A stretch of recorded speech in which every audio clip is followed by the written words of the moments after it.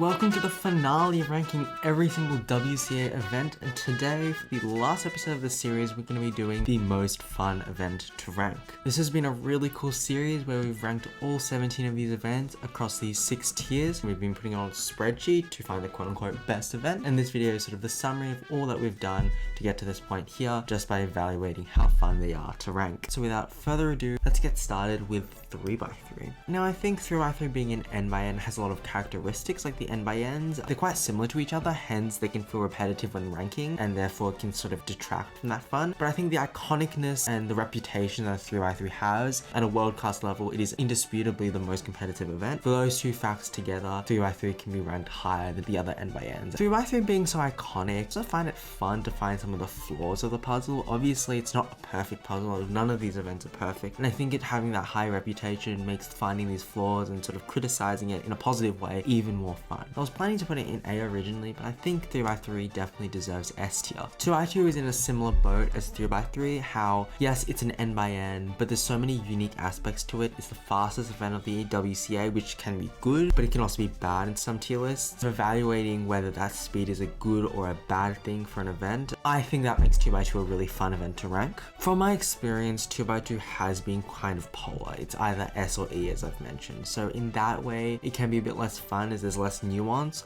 but genuinely how unique the event is, purely because of its speed and hence entertainment value, I think it definitely deserves an A tier. Alright, now we have the big cube N by N. I have to be honest, the big cubes were not the most fun to rank. A lot of the time I would put them together. I would throw 4 and 5 into one tier, 6 and 7 into another tier, no joke intended there. I don't think it was really fun to rank. It was just something that like, oh, I had to do. The side events were so much more fun to rank. So I think I'm gonna have to put the big cubes in E tier. One thing though, I find 4x4 a bit more fun to rank. I don't know why, I think 4x4 is just different enough from these other big cubes to deserve a tier higher. So I'm gonna put 4x4 in D tier and the rest in E tier. Like normal, I am gonna try to rank the events within the same tier. The smaller big cubes should go high. Moving on to 3x3 blindfold. One of the advantages of the blindfold events compared to the other events is there's so many different aspects to it. There's the memo phase, there's the blindfold not on that I've mentioned countless times in this series, and then the execution, and I think having all those skills together makes 3x3 really interesting to rank, especially with those like most impressive sections. I'm trying to think of the other tier lists that I've done. I've done the like coolest name, best hardware, most appealing looking, but one of the problems with the blindfold events is they're kind of simple to rank. I don't really have to think very hard. Oh, it's blindfold, it's cool, it's going high. So I think that simplicity really detracted from the experience from 3 blind. Again, there's lots of aspects to it, it's fun, but it's definitely not the highest. So I'm gonna put 3 blind in C tier.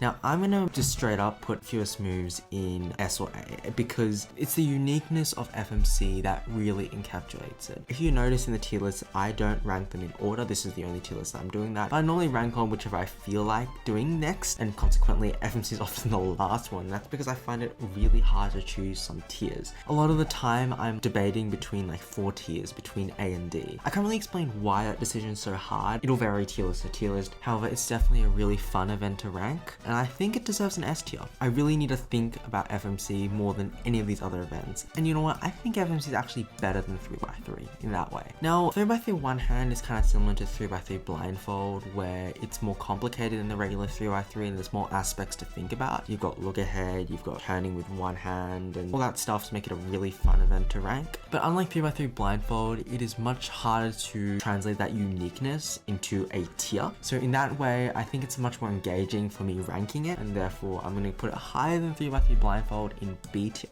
And I'm going to put clock in A tier. Clock is a really controversial puzzle in the WCA. Some people love it, some people hate it, and it creates some really cool moments on the world-class stage, but it also has its flaws, obviously, with all the dilemmas right now. And the fact that Clock can separate the cubing community into 2 like pretty well is actually amazing. There are definitely arguments from the people who love Clock and arguments from the people who hate Clock, and I think that is what makes Clock really fun.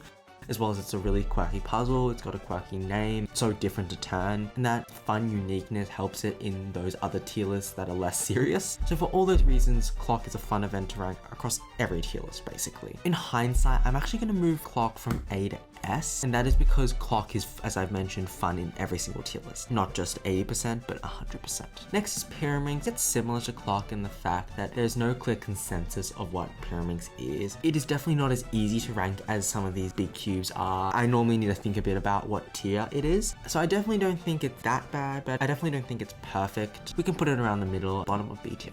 I'm going to be putting Skewb in A tier. I've mentioned about Pyraminx and clock, how its uniqueness and quirkiness has made it fun to rank, and I think Skewb is in that exact same boat, just between clock and Pyraminx. I'm not just thinking about the puzzle itself, but its name, its fun turning, and all those unique aspects to the puzzle makes it really fun. It's definitely not like a mainstream puzzle, so it doesn't really suffer from the big cube problem where it's pretty boring. It definitely deserves an A, so I'm going to be putting it at the bottom of A. This is more a personal reason, but my channel is also named after Skewb, so balancing personal bias is also pretty fun. Megaminx. I really don't know where to put Megaminx. A lot of the time when it comes with Megaminx, I just say 12 sides and then I make some sort of conclusion because it has 12 sides, and that's about the extent that I go. Obviously Megaminx is so much more complicated. The amount of look ahead is ridiculous at a high level. It sort of suffers from big cubes where it's slow and I don't really pay much attention to it. That might just be my fault, but like Pyraminx, Skewb, clock, there's a lot more moving parts to that. Obviously not literally moving parts, but I think I consider a lot more when it comes to those events. So unfortunately, I am going to have to put Megaminx a bit lower. I think I'm going to put it in C tier. It's definitely better than 4x4 just because of its shape, obviously, and name. Megaminx, it's such a cool name. Bottom of C tier. There's nothing boring about Square One. Every little bit of Square One is just so impactful on the rankings, and therefore I find it really fun to rank. Ranging from cube shape parody, even the name. One guy commented on my coolest name video saying that the name Square One comes from Back to Square One, which I literally didn't know. I'm going to put it at the top of A tier. The people, the world records, and the relationship that cubing has with Square One, kind of like clock, where not everyone likes it, but the people who like it find it really interesting. I think that's where Square One becomes so fun to rank. 4x4 blindfold and 5x blindfold. Now there are two ways of thinking about these puzzles. You could say that they're better than 3x3 blindfold because they're cooler to watch, therefore more fun. But the counter argument to that is that more impressive means it's easier to rank, therefore less fun. I sort of fall in that second boat. Apart from the most spectator friendly one, which I really had to think about it, that was like the first episode I think. 4 blind and 5 blind were pretty simple to rank. Just because of how impressive it is, I was like, oh, this is easy. I'm just gonna throw it in like S tier for like the most impressive one, and like E tier for easiest to solve one-handed. Hence, unfortunately, I'm gonna be putting both of these in E tier. I definitely think they're more fun to rank than these big cubes. I'm actually gonna put 4 blind and 5 blind at the top of E tier. And although 4 blind and 5 blind is easier to rank than the big cubes, hence they're less fun, I just think the uniqueness of blindfold still carries them up a bit. I just find more enjoyment because there's only like 2 big blind compared to like 4 big cubes. And now we have multi-blind. And I think multi-blind definitely deserves to be the highest blindfold event. There is an argument that because I've put all the blind events so low, multi-blind should be so low as well. But however, that's just for the impressive tier lists. I've done other tier lists, stuff like most edible, where multi-blind was really interesting. And just the uniqueness of solving so many cubes. Apart from FMC, this is the only event that has multiple cubes. That really does carry multi-blind up. I'm trying to make this final tier list as all-rounded as possible. It definitely gets drawn down by the fact how some of the tier lists are really easy, but because you have so many cubes, because it's a 1-hour event, it is definitely not the least fun thing in the world. So I'm actually going to put it at the top of B tier. Definitely more fun than One Hand, definitely more fun than Pyraminx, but I don't think it deserves A just yet. So that is the end of the final tier list of this series, but don't go yet, because unlike previous episodes where we showed the current standings, we're now going to show the final standings all together. Alright, here we are for the final spreadsheet, and as you can see in this column we have episode 10, most fun to rank. As a reminder, the number of points that an event gets is equal to the number of events in a lower tier. So all the events in E tier got 0 points, and all the events in S tier got 14 points for this week. So before we reveal the final rankings, we're just going to go through some basic statistics. As you can see here in E tier, 6x6 and 7x7 got E tier in 5 out of the 10 videos. 50% E tier, that's pretty harsh. And in terms of like the most mediocre events, 4x4 and Skewb were the winners for C tier in terms of the number of time they got in C, and One Hand was the winner for B tier. And the winner for S tier is multi-blind that got 4 times in S tier. So, to reveal the final rankings, we have in 3rd place with 84 points is Megaminx, in 2nd place with 88 points is Multiblind, and in 1st place with 92 points, that is a 4-point victory, is 3x3. In terms of what the worst event is, we agree that that was 6x6 with 38 points. And in terms of like my favorite event, which is like 3 blind and clock, 3 blind got 4th place with 80 points and clock got 12th place.